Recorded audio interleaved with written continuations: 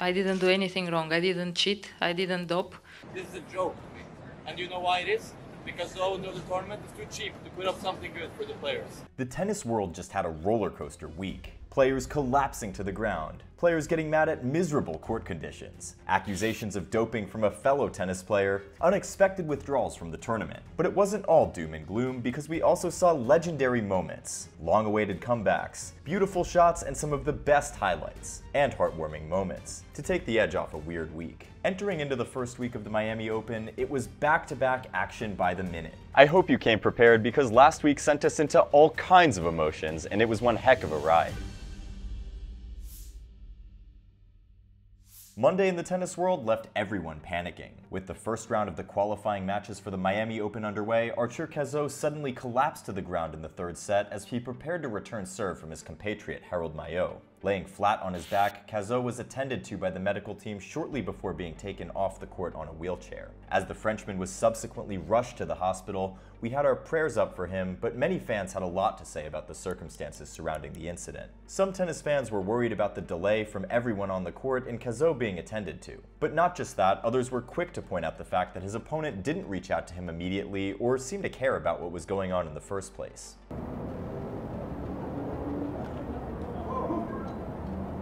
With emotions all over the place, Mayot received lots of criticism on social media, which prompted him to respond with a tweet saying that he didn't see Cazaux fall to the ground, and that when he did, he thought it was only a cramp. He also stated that fans were starting a false controversy for nothing. As expected, there are always going to be multiple sides to the action that happened on court, which is why we'd love to hear your take on the situation. Things went from bad to worse when it was revealed that Belarusian professional ice hockey player and former boyfriend to Arina Sabalenka, Konstantin Courtside, tragically passed away. Courtside's death was reported as a suicide by the Miami-Dade Police Department following calls made that he had allegedly jumped off a balcony. Courtside's ex-wife believed that he got drunk and accidentally fell. Our sincere thoughts and prayers are with Arina and Courtside's family in this difficult time. The downward trend of the day continued as Emma Raducanu had to withdraw from the Miami Open with a lower back injury. We wish her a speedy recovery. Exactly a day after the WTA draw for Miami was announced, we finally had something to smile about on Monday as the ATP draw was announced. Defending champion Daniil Medvedev and last year's finalist Jannik Sinner found themselves in the same half of the draw and could face off in the semis at Hard Rock Stadium.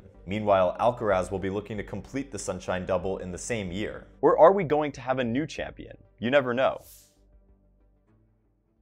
So while Monday was really sad, Tuesday lifted our spirits. On the WTA side, we witnessed the return of Simona Halep after 569 days away from the tour. The opening round matches on the women's tour took off, and Halep faced Paula Badosa in the first round. Halep brought the heat in the first set, producing glorious plays like this. Playing without a coach, Halep raced out of the blocks and quickly took the first set 6-1, and look how she sealed the set right here. Oh, she sealed it in style. Well, and there's the try. Couldn't have been any better. Come the second set, Halep's second serves were quite poor and her level dipped a bit, and Badosa was then able to capitalize on them. Oh, yes, she can. Credit to Paula for raising her game as she took the second set 6-4. Come the third set, it was a battle of attrition as both players broke each other in 3 consecutive games. Badosa then decided that it was time to unleash monster forehands like this. She then went on to win the match, her first win in over a month. Given what the Spaniard has been through with injuries, it was a brilliant display from her. And although it wasn't quite the fairy tale return that she would have expected, Halep should be proud of her performance. But interesting one here, former world number 1 Caroline Wozniacki doesn't believe players should be awarded wildcards after testing positive for doping, and she gives a pretty long take about the situation. I'll put it up on the screen also so you can all read it. And although she says her comments aren't aimed at Simona, we did have a response from Halep. Yeah, but why? Why she said that? Because I didn't do anything wrong. I didn't cheat. I didn't dope. So it's better if we read the decision from TAS that it was a contaminated supplement, was not doping, and I never had something to do with doping. So I never doped, so I'm not a cheater. So thank you to the tournament for giving me the wildcard and to have the possibility to play in such a big tournament. It was great to be back, and only one person being negative about me is not that important because I have hundreds of people that giving me love. But when 19-year-old Diana Schneider took on a legend of the game, 43-year-old Venus Williams, who was more than twice her age, we knew we had to grab our popcorn. Venus won the tournament for the first time in 1998, and more than half of the players from this year's draw weren't even born at the time. Serena was in attendance and had earlier run into her former coach Patrick Mouratoglou and some of her friends. But when we stepped on court, Schneider meant business and only had one thing in mind: beating Venus in straight sets. Schneider pushed Williams to the limit as she took the first set in style. It's too good. Come the second set, both players exchanged breaks of serves in the first 4 games, but not before a cat decided to join in the action. Oh, there's the cat!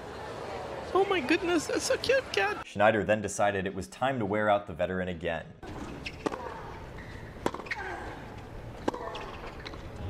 6-3, 6-3 your final score. But let's just say not everyone was impressed with Venus still playing, because we saw quite a lot going on in the social media space. Meanwhile, Yuan Ye won her match against a very difficult opponent in Anna Blinkova, and while the scoreline made it look easy, it was far from easy, as Yue needed to play at a high level to get the W over Blinkova. If you haven't been keeping tabs on Yuan Ye, trust me, you totally should, because she's an incredibly special player, and we have an episode coming out featuring her in just a few weeks. Off the court, it's an entire avalanche of exciting updates in store for us. The Miami Grand Prix gifted Naomi Osaka a custom Jeff Hamilton jacket, which was pretty cool. Have a look here. Also, Arthur Cazot gave us an update about his condition after spending the night in a hospital receiving care and doing a series of tests. He feels better now and is in stable condition. Sabalenka then told us that she will play in Miami, but won't be doing press. Elsewhere, the Davis Cup Finals group stage is set, and we have a very balanced draw on our hands. Meanwhile, we then see Rafa Nadal back on clay, and you can already tell that he is a work of art on this surface.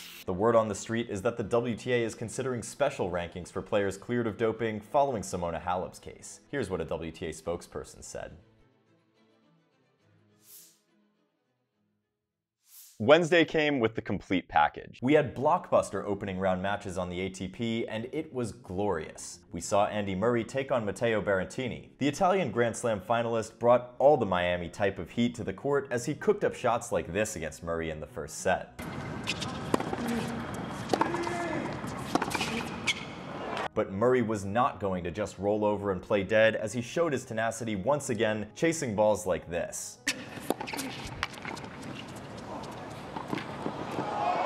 Berrettini saw this and decided it was the best time to respond to those who said his backhand was one of the worst ever among top players. And if that angle didn't do any justice, have another look here. And it was.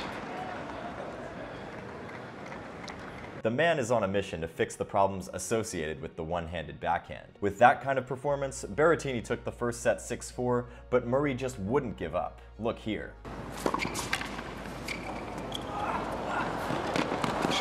Sadly, Berrettini began to feel lightheaded midway through the second set, and the doctor had to be called to court. Murray would go on to take the set 6-3. And although the quality dipped a bit in the third set, the highlight reels just wouldn't stop coming.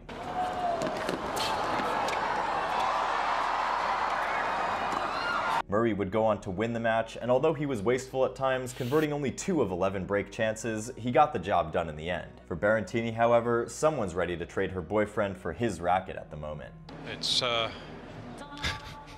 quite an offer, I think. Meanwhile, Shapovalov took it upon himself to remind everyone that he could actually win a match when he faced Luciano Darderi. And hey, this time he reduced his number of double faults to single digits and had lots of aces on top of that. Check out this play right here.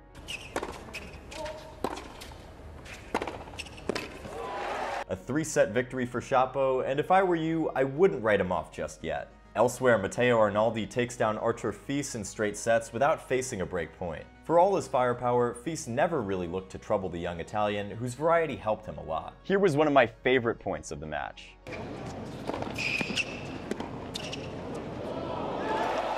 6-3, 6-4 in favor of Arnaldi. But now, let's skip to the part where we thought we were watching a 16-year-old Ben Shelton. Also a lefty, Darwin Blanche, who was only born in 2007, used to be a hitting partner for Carlos Alcaraz, but found himself in the main draw of the Miami Open after being awarded a wild card. What a moment for the young American, who had this to say after the match. You know, Carlos and Juan Carlos, you know, they really helped me. They give me tips all around. Yeah, Carlitos would have been proud of that one. History was made when 20-year-old Martin Dam defeated Zhang Jizhen in 2 tiebreak sets to earn his first career tour-level win. Switching over to the WTA, the remaining first-round matches took place, and boy did we see some action. Donna Vekic hitting glorious drop shots against Karolina Pliskova like we can see here.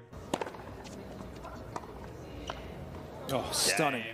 Vekic had lost 7 times to Pliskova in her career, but she said, "Not today, Satan," as she got the W in 3 sets. When Angie Kerber faced Sloane Stephens, she probably knew it was going to be another tough one. If you've watched Stephens, you probably already know something about her game. Clean and effortless ground strokes, but devastating results. And that's how it played out. Have a look.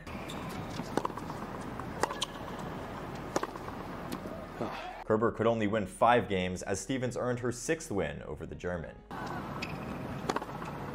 Great finish. Afterward, we were all happy to see Naomi Osaka on the court again, and she served us a ball-striking masterclass against Elisabetta Cocciaretto. I mean, it doesn't get any better than this. Number 1.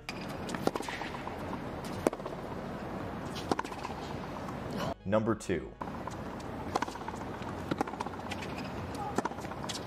To her credit, Cocciaretto made life difficult for Osaka, coming up with her own magic here. But it wasn't enough, as Naomi ran away with a straight sets victory. Off the court, Aryna Sabalenka released a statement for the first time since the unfortunate incident that happened on Monday. In what was a nice touch, the tournament rescheduled Sabalenka and Paula Badosa's match for Friday instead of Thursday, giving her another day before taking the court. Thursday in the tennis world came with a nostalgic flavor to it. Former world number 4 Kei Nishikori stepped on the court for the first time in 8 months as he took on Sebastian Ofner. With Nishikori receiving all the warmth from fans, Ofner decided he would do just the opposite by transforming into a cold-blooded aggressor as he raced to a 3-love lead in the first set. Already behind on the scoreboard, Nishikori reminded Ofner that he wasn't going to roll over and play dead, so he did this. Ofner accepted the challenge and pushed Nishikori as he served for the first set. Oh, that was a floater. Come the second, both players produced some excellent shot making before Ofner made his move to break Nishikori in the 7th game, before going on to finish the veteran with this beautiful down the line. We hope to see more of Kei, and so does he. I hope to play Houston in one or 2 weeks. Elsewhere, Gael Monfils decided to cook up some special delicacies for us in his match against Lajovic, and trust me, we gobbled them up like it was Thanksgiving turkey. Here's one.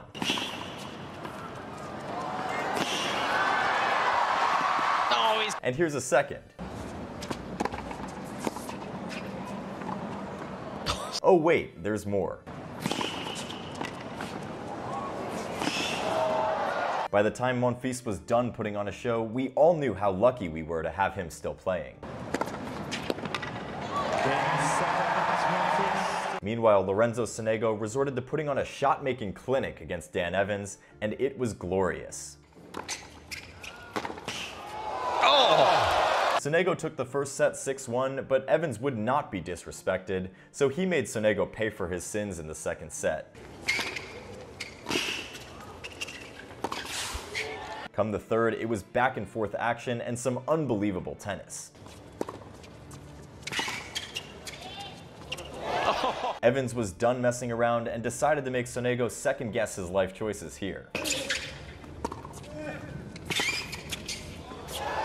A 3-set win for Evans in the end. But for Felix Auger-Aliassime, he was coming to terms with his new status as an unseeded player in tournaments. When we switched our attention to the WTA, we saw the full beauty of Diane Parry's one-handed backhand against Beatriz Haddad-Maia.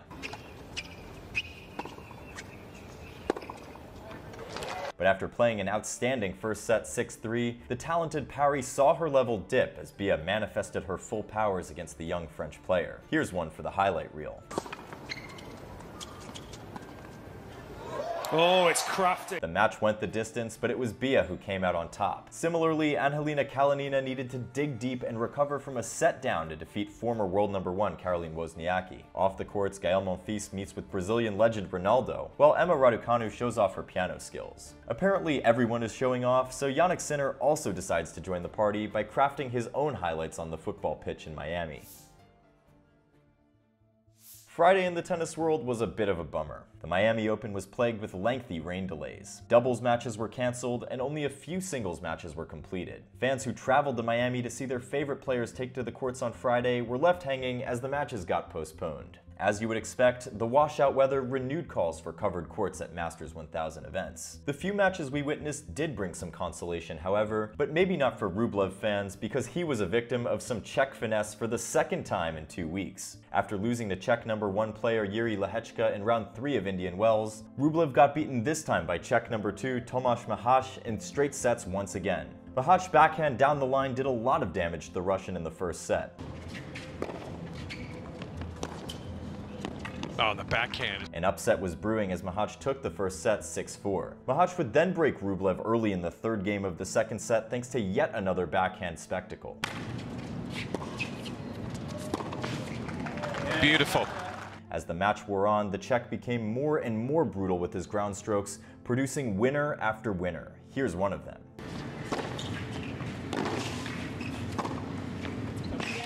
Andre tried to break when Tomáš was serving for the set, but to no avail as Maháč got his first top 10 win and the biggest of his career. Number 60, Tomáš Maháč takes down the world number 6. Elsewhere, Sebastian Baez was upset by Dominik Kopfer, with the Argentine managing to win only 5 games all match. In WTA action, it was all love between Aryna Sabalenka and her best friend on tour, Paula Badosa. Sabalenka got her 3rd consecutive win against her best mate thanks to some brutal firepower. Badosa held her own for the most part, playing with a strapped right thigh. Sabalenka took the first set on her 4th set point. Job done. And come the second set, Sabalenka decided to produce a masterclass of power tennis as she obliterated the balls to break Badosa twice early on. She's in full flow at the moment. The nail-biting action continued as both players gave it their all here. Oh, that's extraordinary. Sabalenka got the job done in straight sets, but the love between both players was palpable as they shared a warm embrace at the net. Firepower from the world number 2. The 2025 tennis calendar then comes out with a couple of changes like we can see here. But even with the crystal ball, we couldn't have predicted how Saturday would turn out in the tennis world. Saturday was stacked in the stadium home to the Miami Dolphins. Due to the rescheduling from rain delays, 21 matches were played on the ATP Tour alone, and let's just say it didn't go as planned for many of the top players. In a battle of the one-handed backhanders, Denis Shapovalov gunned down Stefano Tsitsipas in straight sets. Swinging with everything he had, Shapovalov must have had enough from people who had written him off completely, so he had one goal in mind: to prove the doubters wrong, and boy did he. Shot after shot, after shot, after shot. Holy crap. The Canadian put the game to bed in an hour and 43 minutes in cold-blooded fashion. With a change in his demeanor, Shapo meant business this time. Someone please sign me up for his resurgence. It's his first top 20 win since 2022. Meanwhile, Jannik Sinner, the cheat code, continued to do what he does best in his match against Andrea Vavasori. Here you go.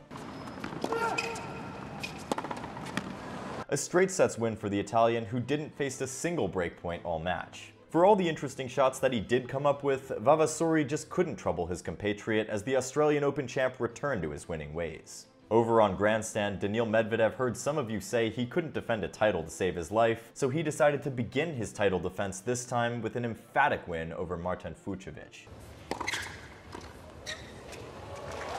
The defending champion. The big boys continued to bully their opponents when Alcaraz faced his compatriot Roberto Carballes Baena. Can someone tell me what I'm watching here? Wow. Stand back, everyone. This next play was even more brutal. Oh. In the end, Carballes Baena could only win 3 games as Carlitos ran away with the match. But when Alexander Zverev faced Felix Auger-Aliassime, the German decided to make it a practice session. I mean, look at this.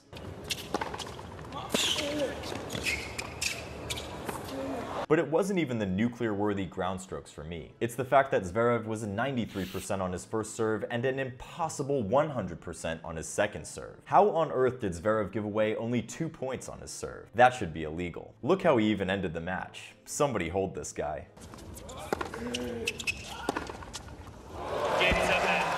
But while Felix was licking his wounds, Chris Eubanks was defying all logic in this world as he saved match points to beat Dan Evans. My heart goes out to every fan who didn't witness this moment. Oh, he's made it! Eubanks, who needed a win badly, ended up snatching victory from the jaws of defeat as he went through in 3 sets. No doubt, Evans is going to be mad at himself for a long time. At the same time, Casper Ruud wasn't happy with how the tournament was catering to the welfare of players. With no towels, no cold water, and just a plastic chair to change. This is a joke to me. And you know why it is? Because the owner of the tournament is too cheap to put up something good for the players. Even when angry or upset, this guy's still a class act. What a gentleman. Casper did win his match though, as he secured his 100th hardcourt victory. Who said he's only good on clay? And to wrap up the day, veterans Andy Murray and Gael Monfils had big wins, but there was one thing missing. Some of the Americans were getting smacked. What's going on with our man Francis Tiafoe? Anyone? Taylor Fritz, who we just made a video about, also was upset by Thiago Seyboth Wild. Earlier on, Fritz had shown dissatisfaction with the moisture on the court, so could that have affected him? Credit where credit is due, Seyboth Wild was brilliant and has shown that he has a thing for beating top players. Also, Tommy Paul had another off night, and it was his ankle again as he was forced to retire after twisting it in his match against Martin Dam. He looked to be in more pain this time, and that's just tough luck for a player that many still believe is the most talented American among the young crop of players. Alex Mickelson and the others here also had L's on Saturday. On the women's tour, we were out of breath watching Naomi Osaka put on a shot-making clinic against Alina Svitolina. How about this backhand? And yet another one right here. Naomi steamrolled Svitolina as she took the first set 6-2. Come the second, we witnessed pure magic from Osaka as she saved a break point early on.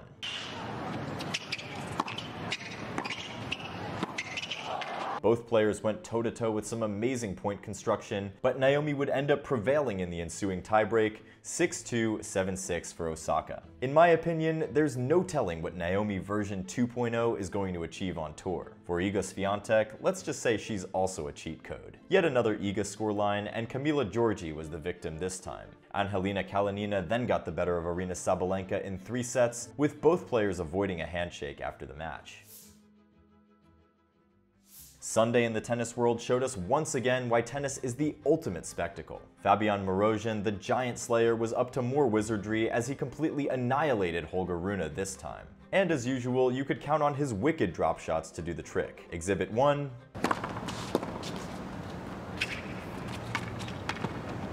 Exhibit 2.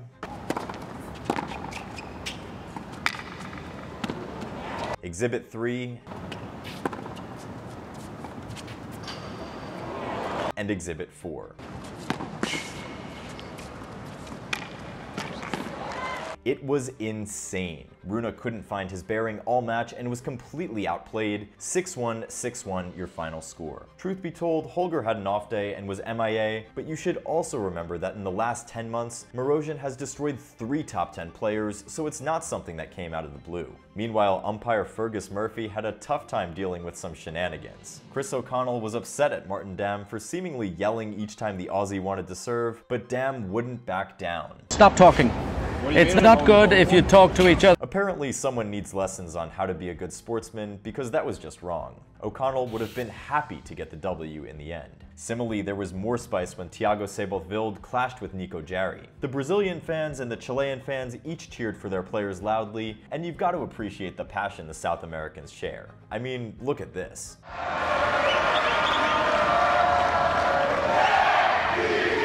But the players' handshake in the end tells you there was no love lost between the two, as Nico Jarry sailed through in 3 sets. While players were having a go at each other, our man Shelton was busy channeling his inner Andy Roddick as he served us some delicious dinner. Oh, went with the heat that time. A straight sets win for Big Ben, and by popular demand, we'll be doing a deep dive about him in the coming days, and maybe by then, some of his haters will see the light. As the second week in Miami gets underway, we can only imagine what lies in store for us. And if you want to quickly catch up on what went down last week, please be my guest.